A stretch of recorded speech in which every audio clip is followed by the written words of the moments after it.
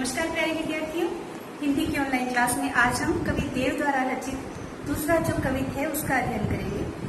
कवित और सवैया दोनों की विशेषता होती है कि इनको गाया जा सकता है, संगीतात्मकता का गुण इनमें हुआ करता है। तो इसमें भी संगीतात्मकता है, इसको गा सकते हैं। बच्चों, पहली दो पंक्तियां हम इसको गा करके पढ़ेंगे।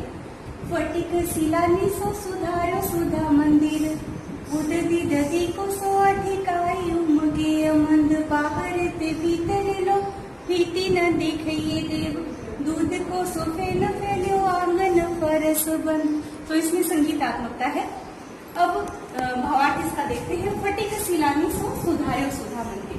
फटिक इस कविता के अंदर बच्चों मैं बताना चाहूंगी कि चांदनी रात की जो सुंदरता है किस प्रकार वो दिखाई देती है उसका वर्णन किया गया है।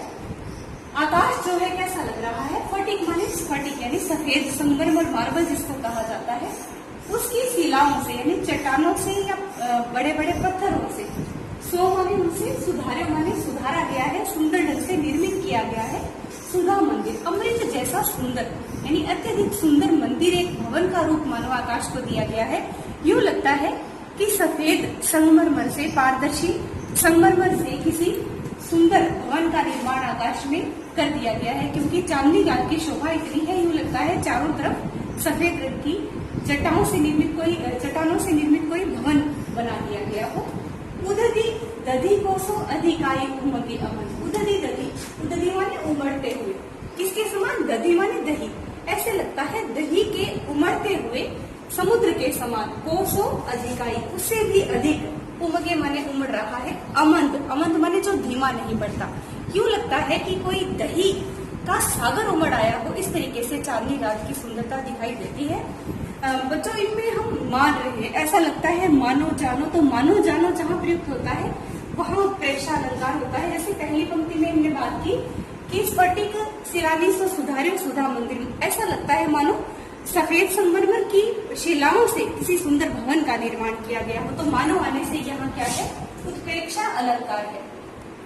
ऐसे ही उददी दधी को सो अधिकाई उमगे अमंद, तो उददी दधी उमड़ते हुए समुद्र के समान, तो यहाँ क्या है, उपमा अलंकार आया है, तुलना की जा रही है। चांदनी रात की शोभा की जो है उमड़ते हुए दही के सागर से उसकी तुलना की जा रही है। अगली पंक्ति है कि बाहर ते भीतर लो भीति न दिखाइए देव। जब बाहर से भीतर की तरफ उस भवन में या सुंदर मंदिर में देखा जाता है तो यूं लगता है कि बाहर से भीतर तक, लो माने तक, भीति माने दीवार, न दिखाइए देव। देव कहते हैं कि बाहर से भीतर देखने पर कोई भी दीवार दिखाई नहीं देती। सामान्य रूप में जब हम किसी भवन में बाहर से भीतर देखते हैं तो दीवार छत आदि दिखाई देते हैं, पर चांदनी रात्रि में इतनी ज्यादा चांदनी बिखरी हुई है, इस तरीके से सफेदी या हम कहें कि प्रकाश फैला हुआ है कि कोई भी दीवार, कोई भी अड़चन दिखाई देती नहीं है। दिखाइए देव यहाँ भी क्या है, अनुप्रास अलंकार है, क्योंकि दे शब्द की यहाँ पर वर्ण की आवृत्ति हो रही है। दूध को सो फेल फैले आंगन फरस पर, और यूं लगता है बाहर से भीतर देखने पर कि दूध को सो फैल, दूध का सा फैन कहते हैं झाग, दूध के झाग मानो फैल गए हैं किसमें, आंगन फरस पर। उस सुंदर भवन में, मंदिर में जो आंगन में फर्श बांधा गया है या सुंदर चट्टानों से, शिलाओं से जो फर्श निर्मित किया गया है, ऐसा लगता है कि उस पर दूध के झाग, जैसे दूध के ऊपर झाग आ जाते हैं, उसमें जो चमक दिखाई देती है, क्योंकि झाग के नीचे जो दूध है वास्तव में उसकी ही चमक हमें उसमें दिखाई देती है। तो वैसे ही लगता है चांदनी रात में किसी भी स्थान से देखे तो हर तरफ चांदनी बिखरी हुई यूं लगती है कि मानो दूध के ऊपर जो झाग आ गया है वो हर तरफ फर्श पर फैला दिया गया हो, सफेद शिलाओं पर मानो सफेद दूध फैला करके उस पर झाग उमड़ाया हो, ऐसी ही चमक उसमें दिखाई दिया करती है। तारा सी तरुणी तामे ठाड़ी झील मिली हो, तो यहाँ दूध को सो फैल फैलो, इसमें भी बच्चों उपमा अलंकार है, तुलना की जा रही है दूध के झाग के समान, मानो चांदनी रात की सुंदरता है। तारा की सी तरुणी, तारा सी तरुणी यहाँ भी उपमा है, और ऐसे लगता है कि तरुणी युवती को कहा जाता है, युवा स्त्री को कहा जाता है। तो तारों को देखने से यूं लगता है, तारों से भरी रात को देखने से यूं लगता है कि किसी युवती ने, स्त्री ने, तामे माने उसमें, ठाड़ी माने खड़ी हो, झिलमिली हो, झिलमिला रहे हो, किसी औरत ने अगर रत्नों से जड़ित कोई कपड़े पहन लिए हों और उसके कपड़ों की जो चमक दिखाई देती है, तो वैसे ही चांदनी रात में तारों से झिलमिलाती हुई रात यूं लगती है कि मानो कोई युवती खड़ी हो। और मोतिनी की ज्योति भी यूं मलिका को मकर, मोतिनी की ज्योति जिस प्रकार मोतियों में चमक हुआ करती है, प्रकाश हुआ करता है, और उसके अंदर अगर मलिका सफेद रंग के फूल हुआ करते हैं सुगंधित, तो मलिका का मकरंद अगर उनमें मिल जाए, यानी मोतियों की चमक जब मलिका के फूलों पर पड़ती है तो एक अजीब प्रकाश, या कहते हैं कि हमें एक ज्योति का आभास होता है। तो वैसे ही चांदनी रात में तारों की जो उपस्थिति है या तारों का विद्यमान होना यूं लगता है कि किसी सुंदर स्त्री ने झिलमिलाते हुए कपड़े पहन रखे हैं और मोतियों की माला जो उसने गले में धारण कर रखी है उनमें मलिका का मकरंद मिल गया हो। मलिका के फूलों पर पड़ने वाला जो प्रकाश है उससे जो चमक पैदा हो रही है, तो वैसे ही चांदनी रात में तारों की उपस्थिति है।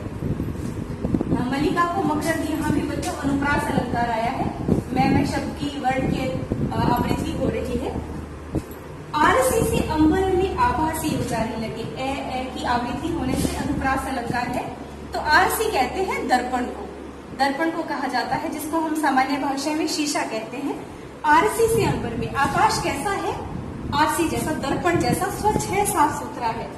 और आभासी उजारी लगे, आभा माने चमक, उजारी माने उजली, साफ सुथरी लगती है। तो प्यारी राधिका को प्रतिबिंब सोलगत चंद्र, यानी चांद की उपस्थिति कैसी लगती है कि मानो राधिका का प्रतिबिंब यानी परछाई, मानो चांद जो है वो क्या है, राधिका की परछाई है।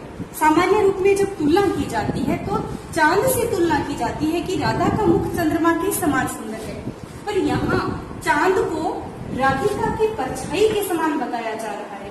व्यवहार से उल्टी बात की जाती है, यदि प्रचलन में जो बात है कि राधिका जो है वो चांद की परछाई दिखाई देती है, पर यहाँ चांद जो है वो राधिका की परछाई दिखाई देता है। तो ऐसी स्थिति में होता है प्रतीप अलंकार।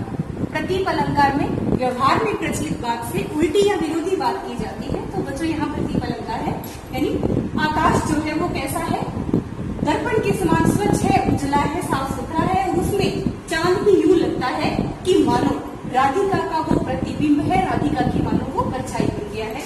तो यहाँ भी क्या है, उत्प्रेक्षा अलंकार की प्रतीत होता है हमें, क्योंकि राधिका का मानो प्रतिबिंब है, परछाई है, कौन, चांद हो गया है। तो बच्चों हमने देखा कि इसमें रूपक अलंकार भी आया है, जैसे सुधा मंदिर रूपक अलंकार है यहाँ पर, और इसके अलावा तारा सी तरुणी, तारों की सी तरुणी है, या फिर ये कहें कि कोसो अधिकायु अमद, ऐसे ही इसमें जैसे हमने देखा कि उत्प्रेक्षा अलंकार था, तो उत्प्रेक्षा है, रूपक है, उपमा है, प्रतीक अलंकार इसमें आए हैं। भाषा की अगर हम बात करें तो इसमें साहित्यिक ब्रज भाषा का प्रयोग किया गया है, और तत्सम और तद्भव शब्दावली है, यानी संस्कृत के और तद्भव दोनों ही प्रकार के शब्द इसमें आए हैं। व्यंजना शब्द शक्ति प्रयुक्त हुई है, और माधुर्य और प्रसाद दोनों गुण इसके अंदर विद्यमान है। बात करें बिंब की तो इसमें दृश्य बिंब हमें दिखाई देता है, क्योंकि चांदनी रात्रि की जो शोभा है दृश्य के रूप में, एक रूपक के रूप में सामने हमारे उपस्थित होने लगती है, तो दृश्य बिंब इसमें दिखाई देता है। इसके अलावा व्यंजना शब्द शक्ति पर हम चर्चा कर चुके हैं, तो इसके ये कुछ मुख्य गुण थे। इसके अलावा हमने बात पहले कर ली कि अनुप्रास है, रूपक है, उपमा, उत्प्रेक्षा और प्रतीक अलंकार इसके अंदर आए हैं। तो आशा करती हूँ समझ में आया होगा। धन्यवाद।